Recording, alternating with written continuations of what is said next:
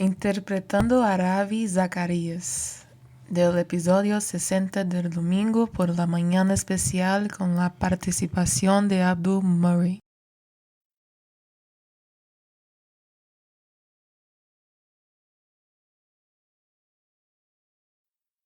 ¿Cuál es la pregunta más difícil para un creyente? Creo que la pregunta más difícil es: ¿cómo puede un Dios que es todo bueno, todopoderoso y totalmente en control permitir tanto dolor y sufrimiento en el mundo? ¿Cómo respondes a esa pregunta? Creo que si ya crees en Dios, entonces Job da una respuesta significativa. Él dijo: escuché de ti, escuchándote, y ahora que te he visto me odio y tengo mucho miedo. Luego se arrepintió, cambió sus formas y pudo tener una relación con Dios. Fui similar con Habacuc, quien tuvo una experiencia con Dios después de un tiempo, con mucho dolor después de todo lo que dijo. Dios es, Dios actúa, Dios cambia. Dios es significa que sabes que Dios es realmente real. Esto es diferente del ateísmo. Dios actúa significa que sabes que Él lo hará cosas en nuestras vidas. Esto es diferente del deísmo. Dios cambia significa que sabes que la perspectiva de Dios está más allá del tiempo y por encima de la creación. Esto es diferente del panteísmo. En resumen, creo que si eres alguien que cree en Dios, puedes tener fe en que cuando tienes una experiencia directa con Dios, Él te dará ojos para ver las cosas en la vida como las ve.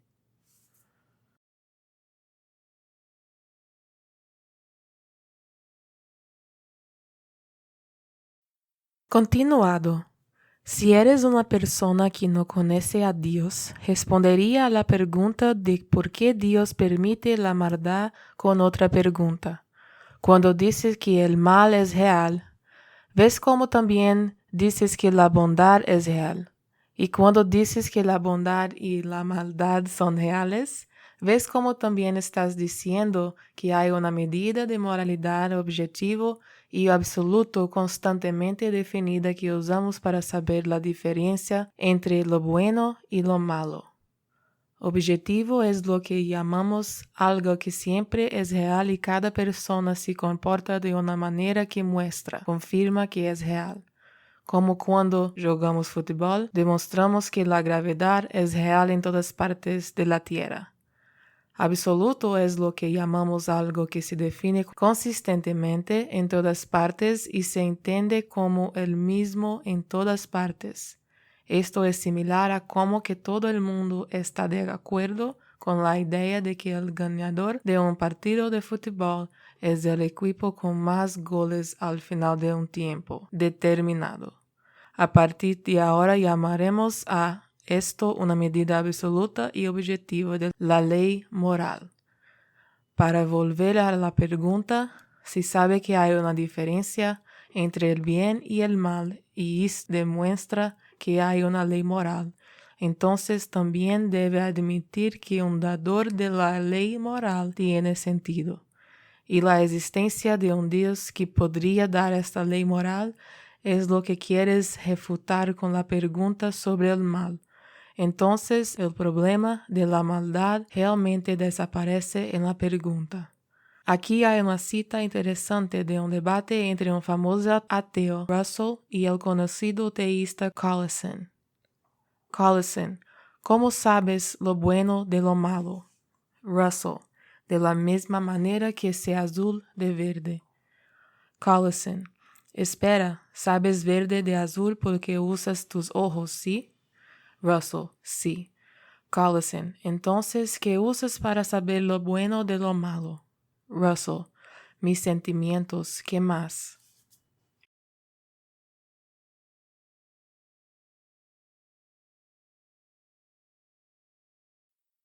Continuado. Entonces, ¿por qué necesita un dador de la ley moral para tener una ley moral? Cada vez que se hace una pregunta sobre el mal, es hecha por una persona o acerca de una persona. Esto significa que la persona que hizo la pregunta cree que las personas tienen un valor natural, o en otras palabras, que las personas tienen valor desde el nacimiento. Y eso no es algo que pueda decir si cree que cambiamos de manera aleatoria con el tiempo de animales menos complicados. Si somos una mezcla aleatoria de átomos, ¿cómo nos atribuimos un valor innato? Entonces, cuando haces la pregunta de por qué Dios permite el mal, muestra que crees que las personas tienen un valor intrínseco en su núcleo. Y esto nuevamente muestra que un legislador moral tiene más sentido. Entonces, para mí, la cuestión del mal se derrota a sí misma porque necesitas mirar el mundo de una manera que muestre que Dios es lógico para poder pensar en la pregunta para empezar.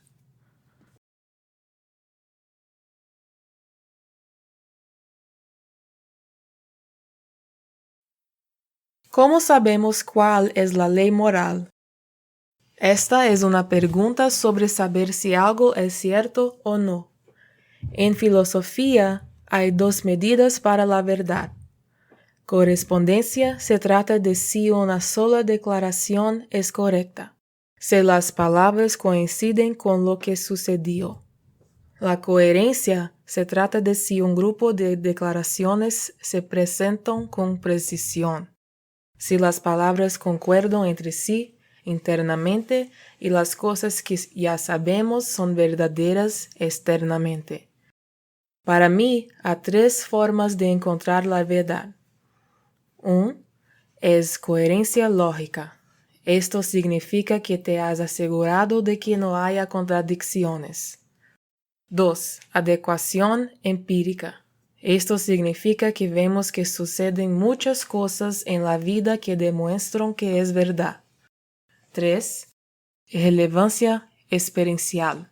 Esto significa que te han sucedido cosas que demuestran que es verdad.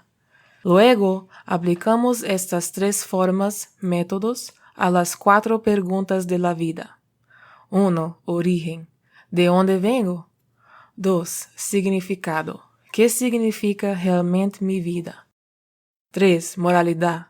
¿Cómo se la diferencia entre lo bueno y lo malo? 4. Destino. ¿Qué le sucede a una persona cuando él o ella muere? Cuando decides cuál es tu visión del mundo, estas son las 4 preguntas que tienes que responder aplicando las nociones de verdad.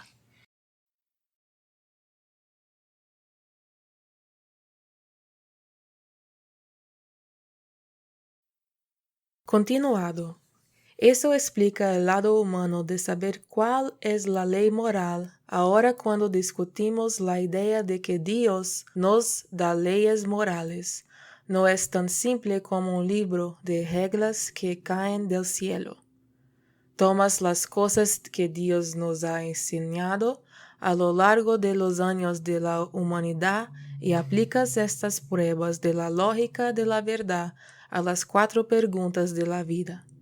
Cuando haces esto, ves que si es verdad que Dios es real, esto hace que las preguntas de la vida tengan sentido y alivia el dolor de nuestra lucha con ellas.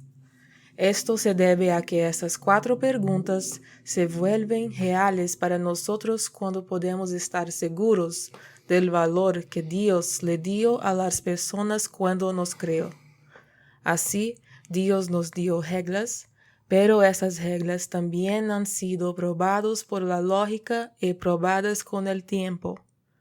Así que creo que llegamos a la pregunta de quién es Dios, no solo por un salto de fe, sino también por una evaluación muy lógica de las Escrituras. Entonces, no es solo que Dios nos da la ley o que nosotros estamos decidiendo qué es la ley. Ambos están trabajando juntos. Ha sido un proceso de personas que trabajan para aprender la comprensión correcta de la ley moral que Dios ha estado revelando constantemente desde el principio.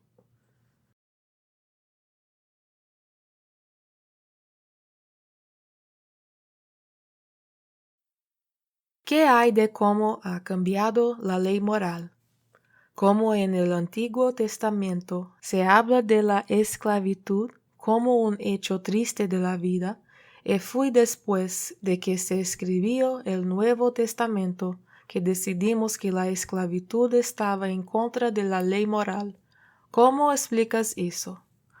Preguntaría de dónde proviene esta historia, fantasía, en la que la gente entiende mejor la ley moral hoy que en el pasado.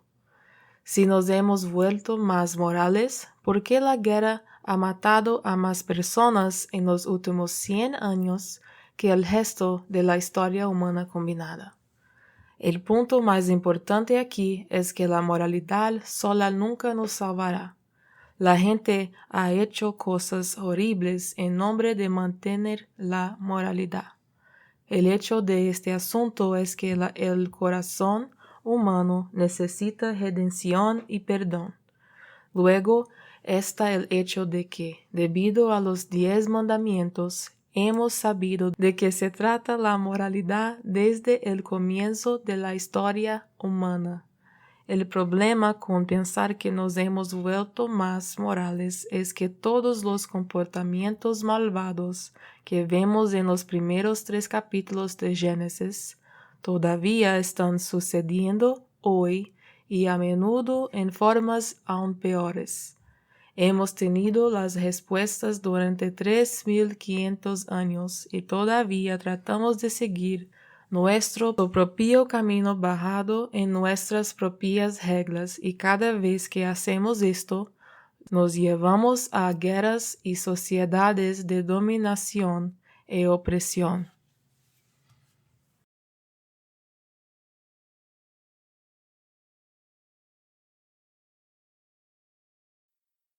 Continuado. Entonces, ¿cuál ha sido el problema para toda la historia humana? Exactamente lo que sucedió en el jardín del Edén. ¿Intentará la gente pretender ser Dios haciendo su propio conocimiento del bien y del mal? ¿O escucharemos lo que Dios dijo sobre el conocimiento del bien y del mal? Tenemos este patrón en el que Dios nos ha dicho que funcionará mejor en el mundo que diseñó. Luego decidimos seguir nuestro propio camino y cuando las cosas van mal, ¿qué hacemos? Culpamos a cualquier cosa y cualquier otra persona, como Adán culpó a Eva primero y luego Eva culpó a la serpiente. Jugar a la víctima es un juego tan antiguo como nuestra historia es larga. El precio por tener la posibilidad de elegir si queremos obedecer a Dios o no es que no somos rendir cuentas. Esto significa que somos responsables de lo que viene después de nuestras acciones. Así que no acepto esta idea de que la moralidad ha mejorado con el tiempo. Desde el comienzo de la historia conocida nos habían dicho el valor de la vida humana y el valor de una ley moral. Esta es la razón por la cual creyentes como William Wilberforce lideraron el movimiento intelectual y político en Europa para abolir la trata de esclavos.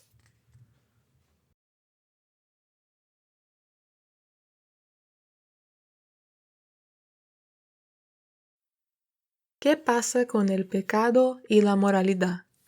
Por ejemplo, si 2 personas acuerdan hacer algo entre ellos que disfruten que no perjudique a otras personas, entonces no parece incorrecto en ningún sentido moral.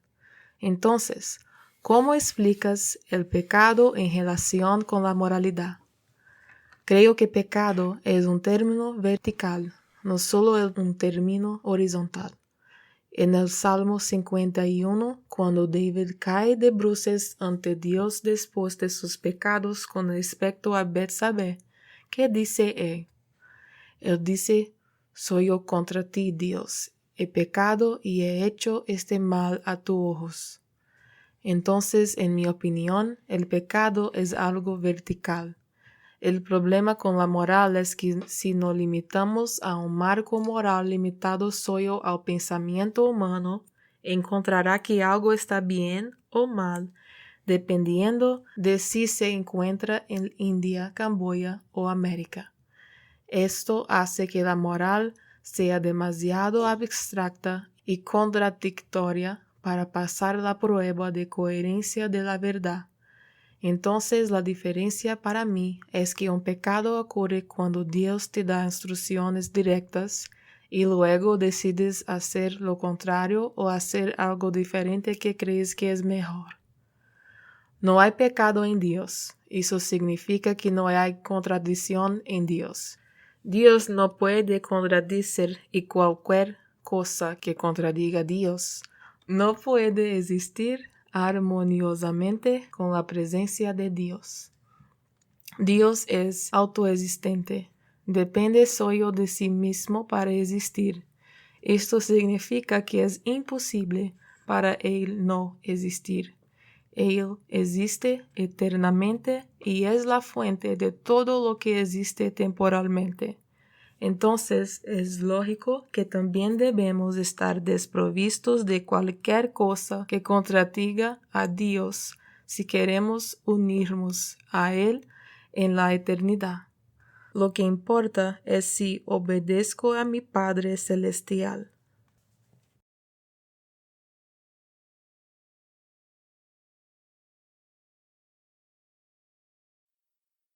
4. Continuado. Entonces, ¿qué está mal? Creo que el núcleo de saber la diferencia entre lo correcto y lo incorrecto es conocer el propósito. Violar el propósito de un ser vivo está mal. Usemos el automóvil como ejemplo. La persona que diseñó el automóvil tenía un propósito específico en mente cuando lo diseñó. Fue hecho para ayudar a las personas a viajar más lejos y más rápido. Entonces, ¿qué es lo apropiado si una persona toma un automóvil y decide usarlo para chocar con otra persona con la intención de matarlo? ¿Arrestamos al fabricante de automóviles o arrestamos a la persona que usó el automóvil por asesinato? En este ejemplo, el automóvil representa la moralidad.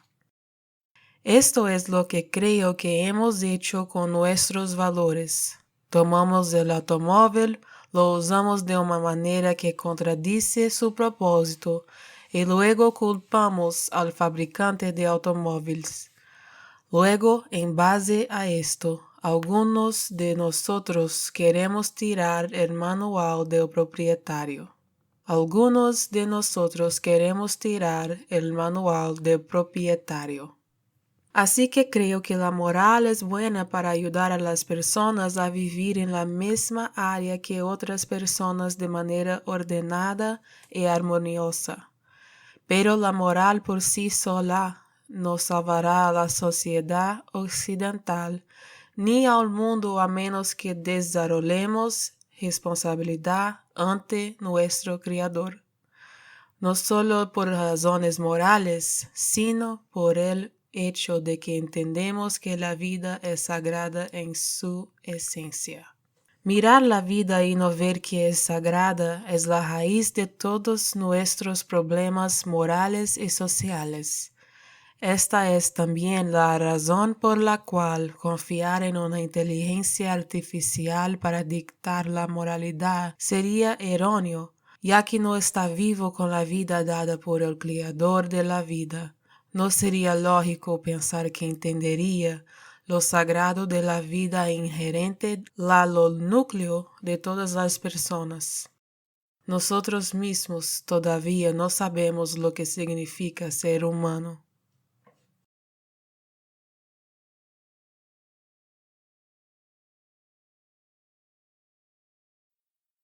5. Entonces, ¿qué pasa con el papel del gobierno? ¿Debería el gobierno hacer cumplir la moral? Antes de discutir qué podría hacer mejor el gobierno, permítame decir primero lo que sé que el gobierno no debe hacer.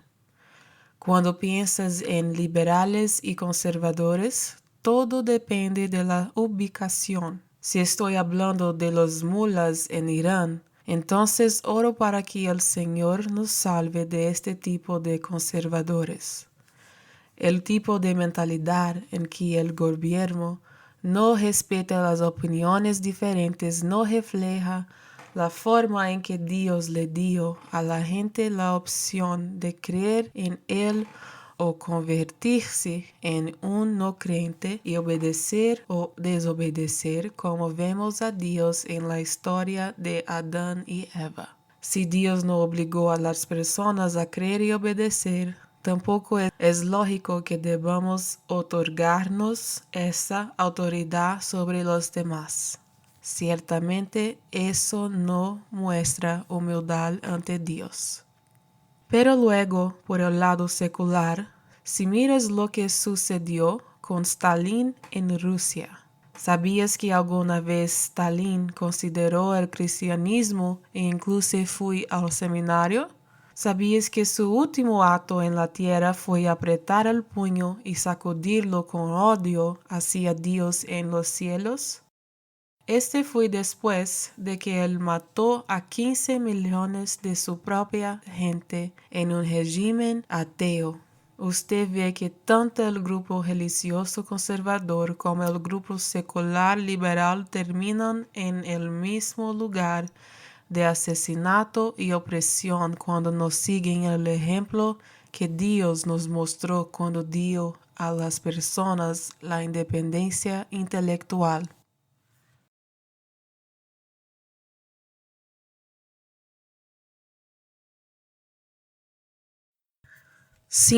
Continuado.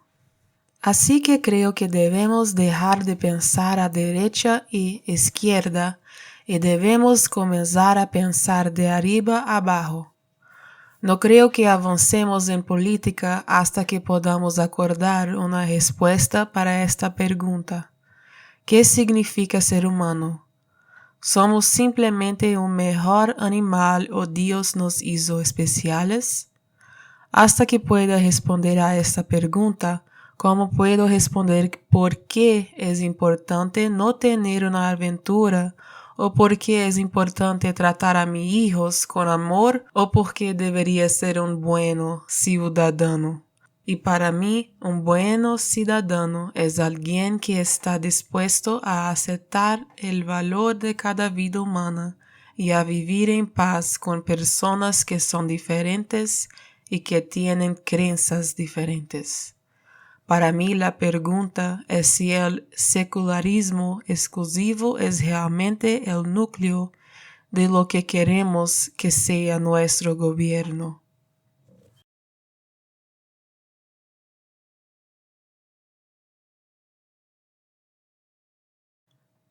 6. Si soy una persona buena y moral y me comporto de todas las formas en que acordamos que un buen ciudadano debe actuar, ¿por qué seguiría necesitando a Dios? Esta es una buena pregunta y surge de la idea de que lo más importante es mi autonomía. Eso significa que cuando hago esta pregunta, muestra que creo que todo lo que importa es ser una ley para mí mismo. Entonces, realmente esta pregunta es una cuestión de valores, es una cuestión de lo que es más o menos importante para usted.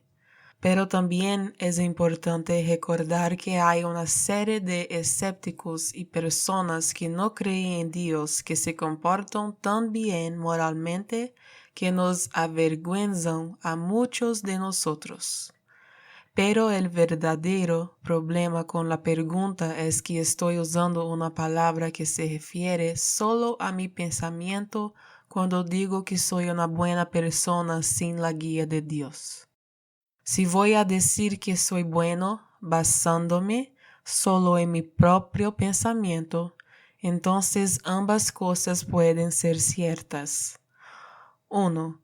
Si soy de América, puedo decir que soy moral si alimento a mi vecino. 2. Si estoy en Indonesia o Nueva Guinea, puedo decir que soy moral si mato a mi vecino y luego me como a mi vecino. Contradicción.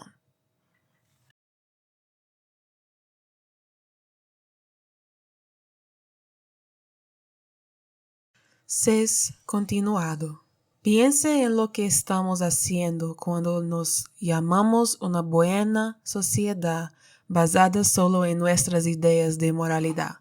Entonces considere algunas de las decisiones que estamos tomando en los niveles más altos de legisladores. Y somos lo suficientemente valientes como para llamarnos buenos. Por lo tanto, no es lógico llamar a algo bueno a menos que creas en absolutos, lo que significa que algo puede ser absolutamente cierto en todas partes para todos. Esta idea es similar a cómo una persona que solo habla chino puede ver un partido de fútbol en un canal de televisión que habla hispana y aún así saber qué equipo está ganando. Podemos saber la diferencia entre el fútbol malo y el fútbol hábil independientemente de dónde se juegue porque como concepto el juego tiene un conjunto absoluto de principios básicos. Entonces, decir que toda verdad es relativa es una declaración autodestructiva. Se destruye a sí mismo cuando se aplica en la vida. El momento en que tú digas o pienses que algo como la esclavitud es mal o la caridad compasiva es una característica mejor que la caridad coaccionada, tú has comenzado a actuar de una manera que concuerda en que la verdad no es relativa, que existe una definición absoluta. Por eso digo que darse la autoridad de definir lo que es bueno o malo conduce a un mundo de caos.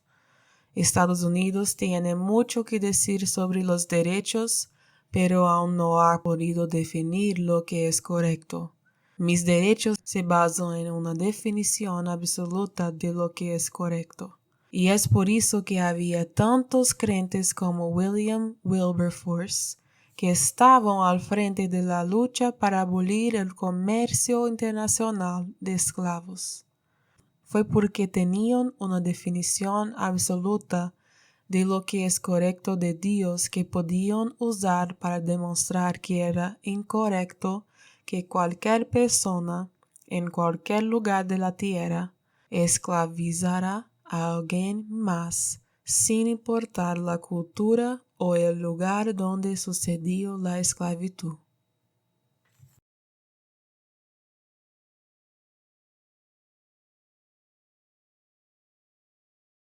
7.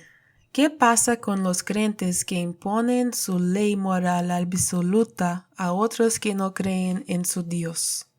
Primero creo que cualquier que imponga una creencia religiosa en otra persona tiene una religión que no se basa en el ejemplo establecido por Dios en la historia de Adán y Eva. Debido a que Dios mismo nos dio uno de los mejores regalos que tenemos, la libertad de creer en Él o no creer en Él. Entonces, si una persona cree en la Biblia e intenta obligar a otra persona a estar de acuerdo, ha actuado de una manera que contradice a Dios. Pero si una persona cree en el ateísmo, tiene mucho sentido obligar a otra persona a estar de acuerdo con usted o incluso matarlo si no está de acuerdo con usted, porque sin Dios es lógico que la moralidad sea relativa y que otras personas no tengan un valor esencial de que somos requeridos para respetar. Lo mismo ocurre con el genocidio, la esclavitud y el racismo.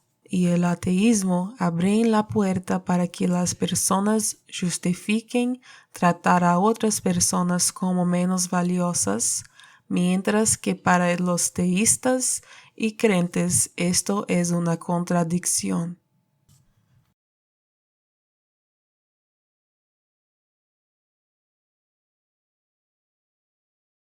7. Continuado.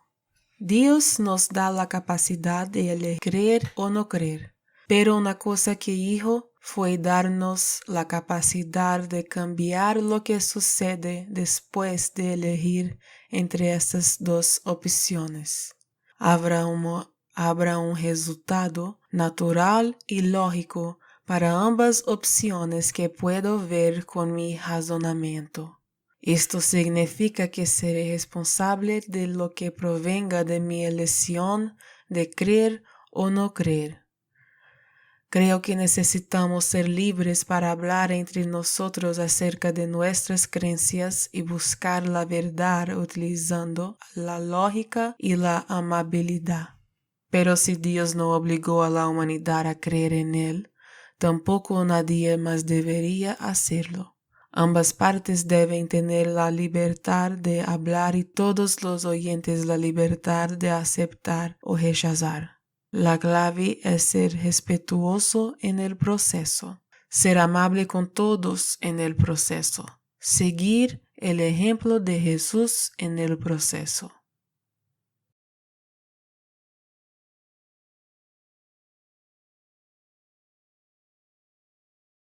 8. Que le dice a la idea en algunos grupos científicos de que no tenemos elección real o libre albedrío. Dicen que todo está establecido en un curso predeterminado por una cadena de reacciones químicas inevitables, incluidos los pensamientos en nuestras mentes. Para apoyar esta idea, estos grupos se refieren a experimentos de laboratorio que sugieren que el cerebro está activo antes de que una persona sea consciente del pensamiento. Bueno, esta es una idea llamada determinismo y se remonta a B.F. Skinner en los años 70 y fue el mismo intento de escapar de la responsabilidad en ese momento como lo es hoy. Respondiendo a esta idea, hago una pregunta simple. ¿Es verdad lo que estás diciendo o solamente tus propios pensamientos predeterminados? ¿Es solo el disparo de sus neuronas lo que lo hizo decidir esto o cree que hay una razón objetiva por la cual el determinismo es cierto? Y puede esa razón objetiva derrotar las experiencias objetivas de todas las otras personas en la Tierra con respecto a la elección? Lo veo como un truco muy inteligente para evitar la responsabilidad.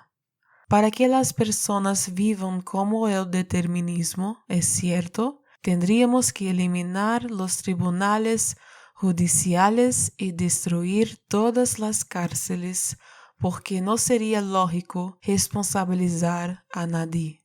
Si una persona entra en una casa, mata a una persona, viola a otra persona y se va con su dinero, todo estaba predeterminado, lo que significa que el intruso siempre iba a hacer estas cosas si quisiera o no. Y habría sido imposible que el intruso saber o decidir actuar de una manera diferente. Si recuerdas nuestro ejemplo de un partido de fútbol y cómo al jugarlo, un jugador de fútbol muestra que la gravedad es un fenómeno objetivo para todos los que miran ese partido de fútbol en la televisión. Ahora supongamos que este jugador de fútbol cree que el planeta Tierra es plano, lo cual es una teoría que requiere que rechace la gravedad, todavía demuestra la gravedad cuando juega. Este jugador de fútbol no puede conciliar su teoría plana del planeta Tierra con sus propias acciones en el campo de fútbol, por lo que ciertamente no puede convencer a todas las personas que miran el partido de que lo saben y experimentan la gravedad está mal. Del mismo modo, si alguien cree en el determinismo, trata de decir que una persona tiene derecho a ser tratada con respeto o trata de decir algo como la esclavitud está mal. Esta persona ha comenzado a actuar de una manera que traiciona el determinismo y apoya la idea de lesión humana en el contexto de una ley moral objetiva y absoluta.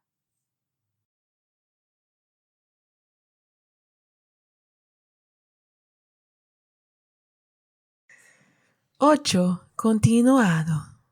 Entonces contaría la historia de cuando estaba visitando prisioneros en el corredor de la muerte en Luisiana.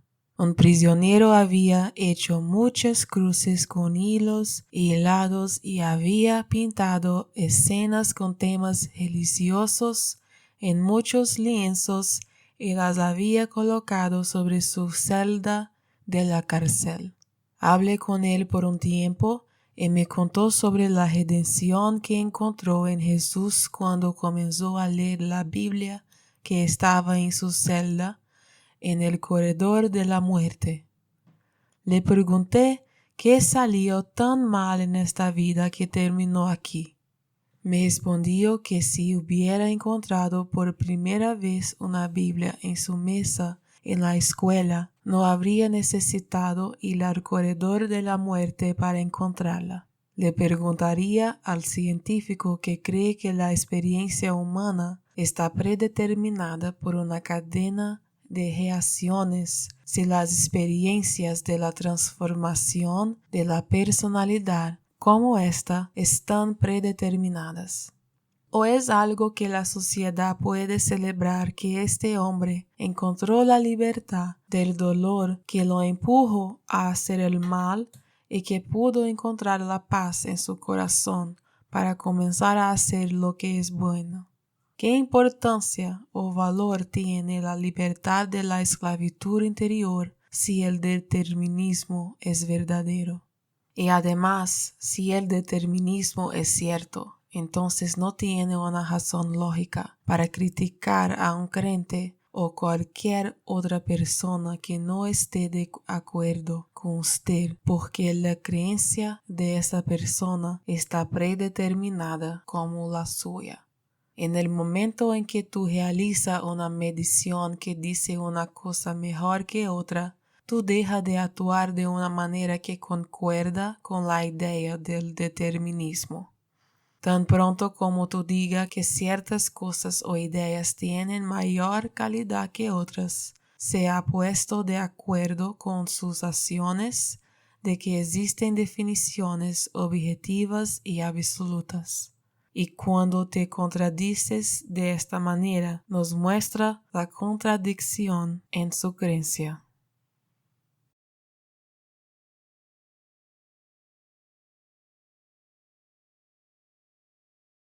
9.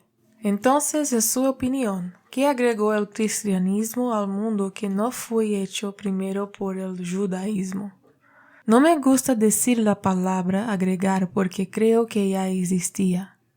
Por supuesto, los antepasados de Ravi Zacarías fueron sacerdotes hindúes ortodoxos durante generaciones en la clase alta del sacerdocio hindú. Ese es el trasfondo del hombre que pronunció las palabras en las que se basa esta interpretación. El verso principal en el que creo que se sostiene la ley moral es: Yo soy el Señor tu Dios que te sacó de Egipto. Porque aquí vemos el tema de la redención.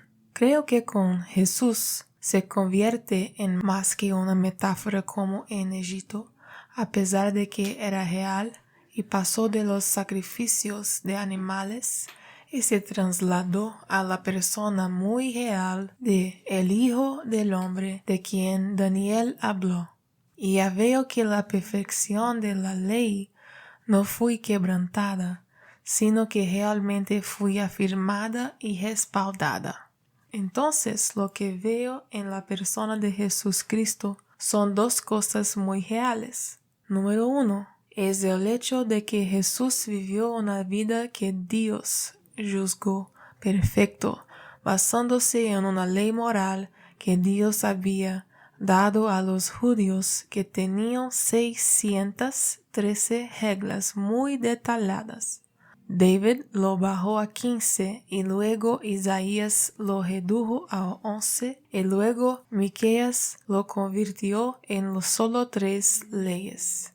1 para hacer justicia, 2 para amar la misericordia y 3 para caminar humildemente ante Dios. Y si vas a Habacuc, él dijo, los buenos vivirán por fe. Entonces, cuando te mudes a la persona de Cristo, suceden dos cosas. Primero, la ley se honra y no se desafía. Entonces, la segunda cosa que sucede en Jesús es una relación con Dios. 2. Tengo una historia sobre este tipo de cercanía en una relación. Una vez mi hija estaba apurada buscando las llaves en la casa y se detuvo y dijo, ¿estoy perdiendo la cabeza?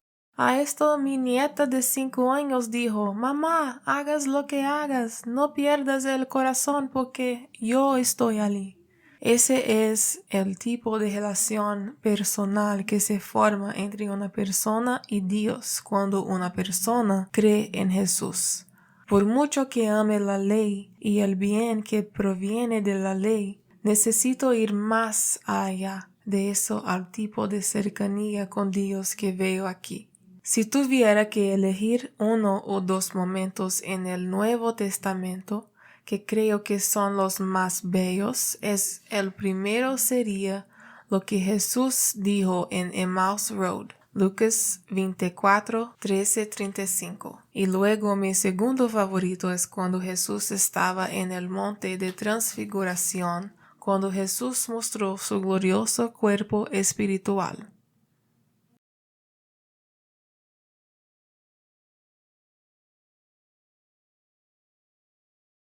9 continuado. Cuando estaba allí en la montaña en su glorioso cuerpo espiritual, ¿quiénes son las personas que trae con él? Moisés y Elías. Estos hombres son 2 de los profetas más poderosos y después de pasar a la próxima vida, sus almas respondieron a Jesús. No sabemos exactamente dónde fue enterrado Moisés y Elías. Sube en carros de fuego. Y luego Jesús va a la cruz para pagar lo que yo no puedo. Este ejemplo de redención en el que los más puros deciden por su propia voluntad pagar la penalidad por la impureza de los demás. No es que no hubiera penalidad, sino que Jesús eligió pagar la penalidad y luego se levantó de la muerte por su propio poder.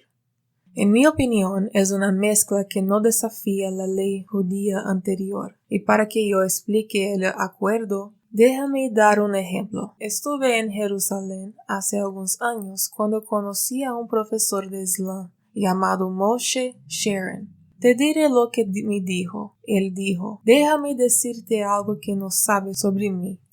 Soy profesor, pero solía trabajar para el Mossad. Usted es cristiano y yo soy judío, pero tenemos una cosa en común. Nuestro objetivo es la comunión con Dios. Pero cuando recogía a extremistas que sabían quién había elevado a cabo bombardeos, atentados, suicidas, lo que la gente no sabe es que atan un cinturón de plomo alrededor de sus partes reproductivas para proteger lo que creen que finalmente utilizar en el paraíso.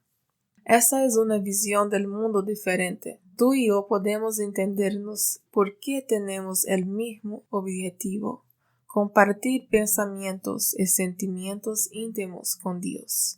Pero si una persona está motivada por una idea de un cielo que se basa en recompensas eróticas, entonces no estoy en la misma página con esa persona. Tenemos objetivos completamente diferentes.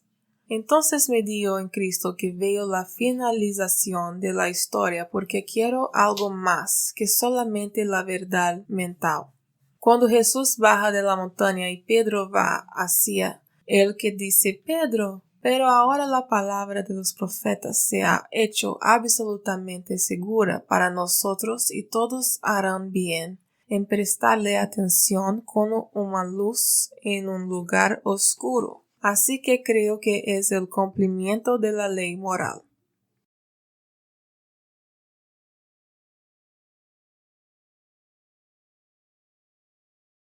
Des. ¿Qué crees que hace que la fe judío-cristiana sea diferente de otras religiones que creen en un Dios verdadero? Bueno, ahí está lo que dijo Moshe Sharon. También veo como una idea del cielo motivada por recompensas sexuales contradice lo que Dios nos ha mostrado de su carácter y reino en la Biblia y la Torá. Creo que sabemos que la motivación para el cielo es adorar a Dios en el espíritu, no los placeres de la carne. Pero también si vamos a comparar religiones, creo que los cristianos ahora estamos pagando una multa por nuestros errores a lo largo de la historia. La Iglesia ha cometido grandes errores. No debemos tratar de escondernos de eso. Incluso la forma en que la Iglesia manejó el progreso científico fue absolutamente pecaminoso en muchas ocasiones, pero que nos muestran realmente los pecados de la Iglesia. Lo que terminan demostrando es la depravación del hombre. Demuestra cuán mala puede ser realmente la gente. No prueba quién es Jesús o lo que la Biblia realmente enseña. Lo que esto prueba es que las personas se corrompen cuando tratamos de tener poder sobre otras personas. Por eso digo que debemos admitir nuestros errores y aceptar la responsabilidad por ellos. Pero también digo que no hemos cometido más errores que nadie.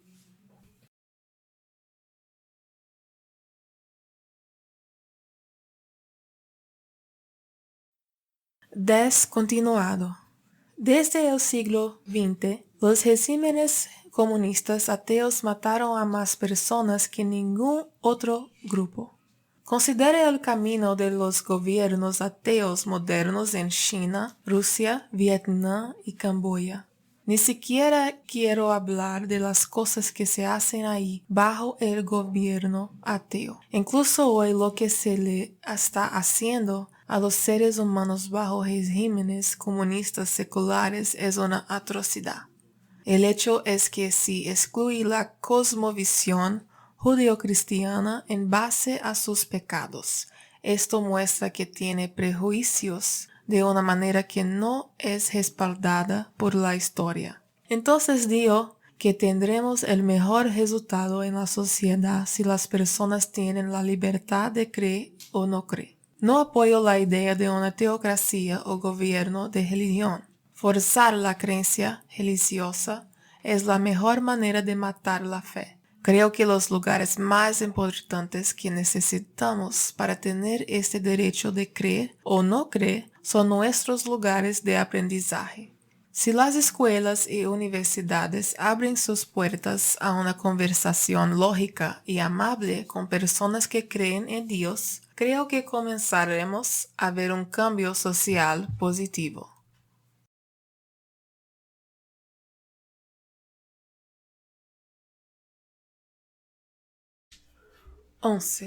Abdul Murray. ¿Por qué un Dios soberano lo podría perdonar el pecado sin un sacrificio? La lógica de la Trinidad. Esta pregunta es sobre consistencia lógica. Si piensas en un Dios que se supone que es el ser más grande posible, y todas las religiones monoteístas están de acuerdo con esto. Incluso las religiones panteístas están de acuerdo con esto hasta cierto punto. diciendo algo como si hubiera un Dios, sería el ser más grande posible.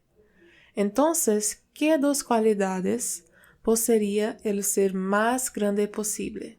Las cualidades que probablemente poseería son: 1. Justicia absoluta sin compromiso. Esto significa dar a las personas exactamente lo que se merecen. 2. Misericordia absoluta sin compromiso. Esto significa dar a las personas algo que no se merecen. Entonces el problema es este: ¿cómo puede Dios ser absolutamente justo y absolutamente misericordioso al mismo tiempo?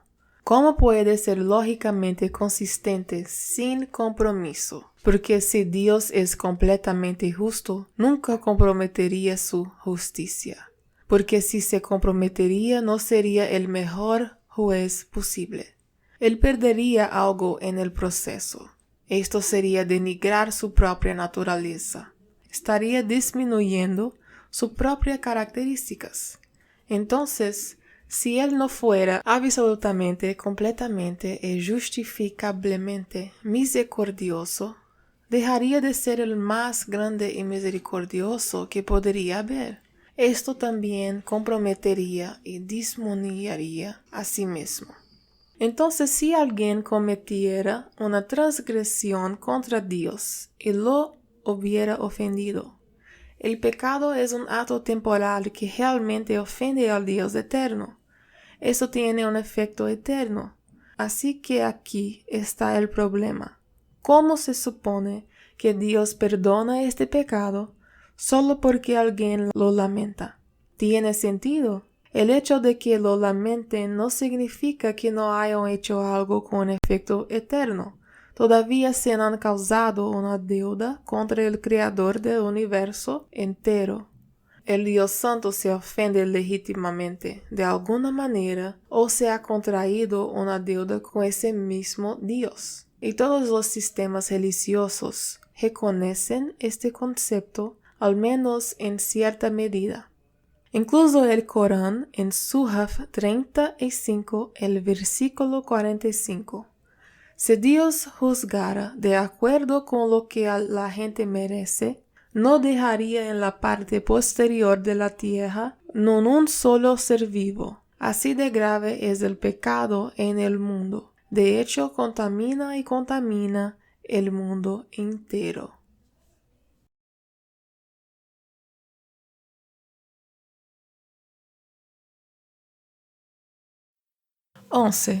Abdu Murray continuado. Entonces, es lógico que un Dios que ve el pecado como un contaminante para todo el mundo, perdone el pecado solo porque gente sintió mal por un momento. No. Si Dios hiciera eso, dejaría de ser justo. Sin embargo, si Él no perdona, Él deja de ser misericordioso. La cruz es realmente todo acerca de esto. Entonces murió en la cruz ¿para hacer qué? Para pagar el precio que merecemos. Eso es piedad. Y se asegura de que el precio que pague, pagándolo él mismo en la cruz. Eso es justicia. Ambos convergen en la cruz. Es la coherencia lógica aquí que es convincente. Es lógicamente consistente y se basa en la adecuación empírica de la cruz histórica. Sucedió en realidad. Todos los que estudian a Jesús están de acuerdo con esto hecho de la historia. Aquí es donde la belleza de la Trinidad realmente entra en juego. Lo que me encanta de la fe cristiana es que lógicamente consistente, pero también es lógicamente coherente. Entonces Dios es uno y tres. Es el uno en su naturaleza con tres personalidades distintas. El Padre no es el Hijo no es el Espíritu, pero comparten la misma naturaleza. Tienen el mismo quién es, pero tienen un quién es diferente.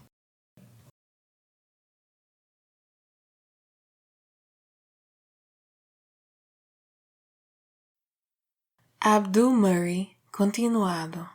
Entonces, cuando Jesús el Hijo paga precio al Padre, no está sacando dinero de su bolsillo derecho y poniéndolo en su bolsillo izquierdo. Eso no es lo que está pasando aquí, no es una ficción. El Hijo, que es distinto en su personalidad del Padre, en realidad le paga al Padre. Es una transacción real. Es una transacción real porque Dios es trino. Esto lo hace todo coherente, hace que todo tenga sentido internamente.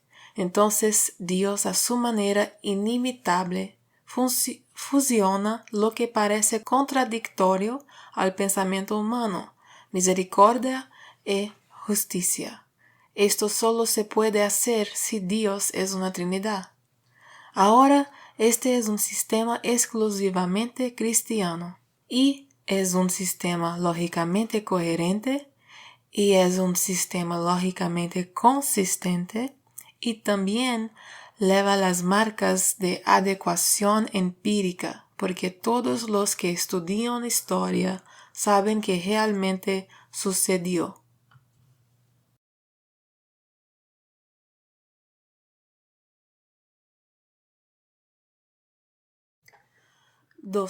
Abdul Murray, ¿cómo podemos llegar a esta generación?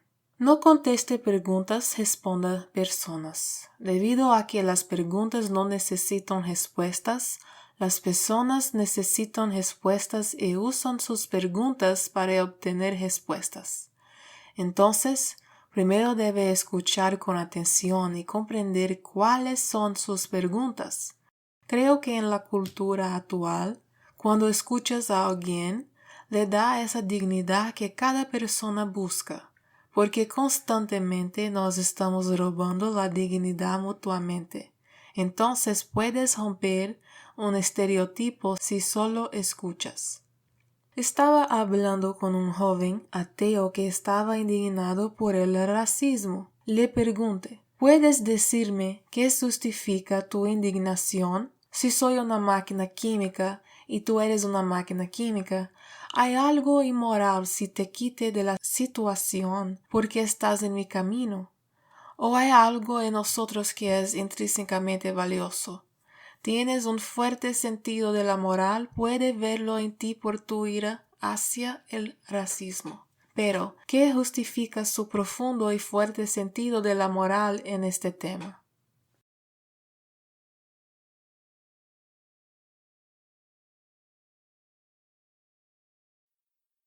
Nos conectamos en un tema de acuerdo, pero usamos ese acuerdo para hablar sobre nuestros desacuerdos de una manera agradable.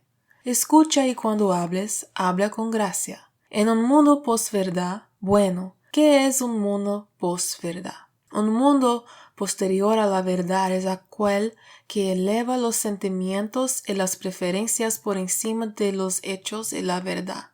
No niega que la verdad existe, simplemente la ponemos en el estante inferior porque lo que realmente nos importa son nuestras preferencias. Entonces la verdad existe, pero no nos importa menos que coincida con nuestras preferencias, en cuyo caso sí nos importa. El problema con esto es esto. Esta es otra forma de llegar a esta generación. El problema es que esta generación se está volviendo cada vez más pragmática. En otras palabras, creo lo que funciona y el problema con un mundo postverdad es que no funciona. Y una de las formas más fundamentales en que no funciona es en la sociedad.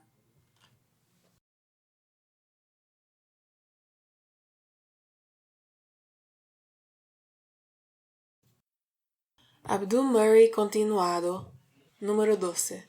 Si las preferencias importan más que la verdad y soy autónomo, sabes que hablamos de libertad todo el tiempo, pero nuestra demanda no ha sido libertad durante muchos años, nuestra demanda hoy es la autonomía.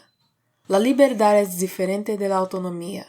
La libertad tiene límites y uno de esos límites es la verdad y otro es la moralidad. La autonomía es la capacidad de hacer lo que queramos, cuando queramos y de la manera que queramos. Entonces el problema con la verdad posterior en la sociedad es este. Si soy autónomo y otra persona es autónoma y tengo preferencias que importan más que la verdad y la otra persona también tiene preferencias y sus preferencias importan más que la verdad, cuando dos seres autónomos que buscan preferencias se unen y sus preferencias no coinciden, ¿quién va a ganar? Si la verdad está en el instante inferior, entonces la verdad no decidirá, lo que decidirá será el poder. ¿Y no es irónico que en nuestra búsqueda de autonomía alguien sea esclavizado? Entonces, si puede escuchar bien, haga las preguntas correctas, escuche los problemas que realmente están tratando.